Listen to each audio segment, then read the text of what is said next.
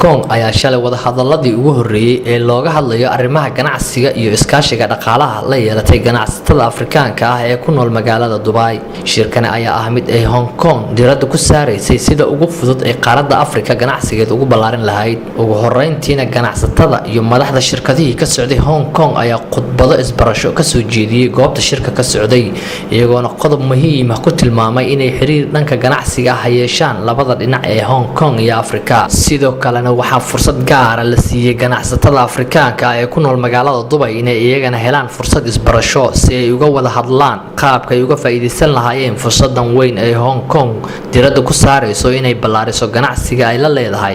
dalalka Afrika. Hong Kong ayaa sheegtay in badeecadaha ugu badan ee loo iibgeeyo suuqyada waaweyn ee qaaradda Afrika intooda badan lagu sameeyo Hong Kong, waana goobta kaliya ee laga soo raro maraakiibta waaweyn ee ka soo qaada badeecadaha iyo alaabaha lagu sameeyo Hong Kong iyo China, kuwaasoo u kala gudba qaaradaha Afrika iyo Aasiya. Xogayaha guud ee golaha ganacsatada Soomaaliyeed Cumar Aadan Liibaan ayaa saxaafadda uga warbixiyay waxyaabihii ka soo baxay shirkani. kulankan maanta wuxuu ahaa kulan ay isugu yimaadeen Hong Kong business community-ga iyo some African business councils-ka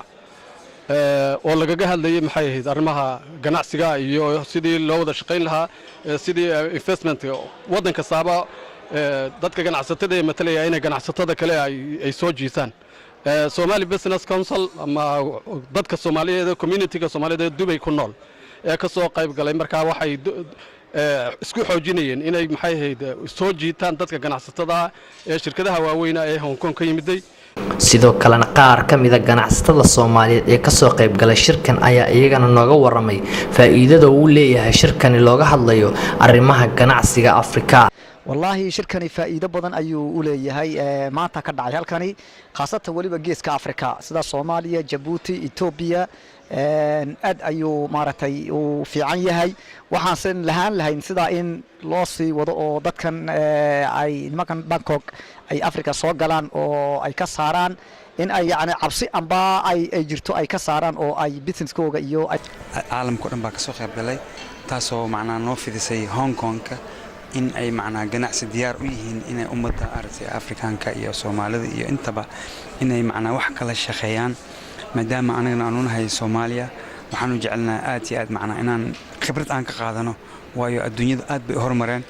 marka dib u dhaca aad baa loogu wanaagsan yahay waayo waxa loo baahan yahay in lagu daysado dadka ka horeeya waxa loo baahan yahay maar in la fiiriyo dadka intay gaareen. bismillaahir rahmaanir rahiim shirkana shir aad muhiim u ahaa waxa lagaga hadlayay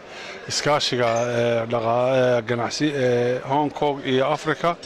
Soomaalida aad bay uga soo qayb gashay waxyaabo badan shirkado badan oo reer Hong Kong iyo Chinese ba ka soo qayb galay, dad kale oo ajnabi ah ka soo qayb galay. runtii waxaan loo arkaa Chinese aad u wanaagsan bay ahayd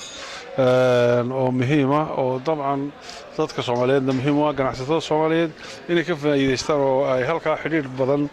ka helaan oo ay loo xiriiraan maanta adduunyadu China hogaamin doona dhaqaalaha sidaa darteed way fiicneedo good chance bay ahayd. madaxdii halkaasi ka hadashay ayaa gaar ahaan soo hadal qaaday inay aad ugu rajo weyn yihiin inay xiriir ganacsi oo ballaaran la yeeshaan ganacsatada Soomaaliyeed ee ku nool wadankan isu tag Imaaraadka Carabta si ay uga faa'iideystaan qaabka ay ku horumarin lahaayeen ganacsigooda oo ay ka wadaan dhammaan geeska Afrika maadaama Soomaalidu ay yihiin dadka gacanta ku haya ganacsiga ugu ballaaran ee ka jira geeska Afrika. sidii aan ma aragtay shirkadaha Hong Kong ay uga faa'iideysan lahaayeen wadanada Afrika khaas ahaan geeska Afrika iyo West Africa iyo galbeed shirkaasi oo ku saabsanaa sidii ma aragtay labada dhinacba ay u kala faa'iideysan lahaayeen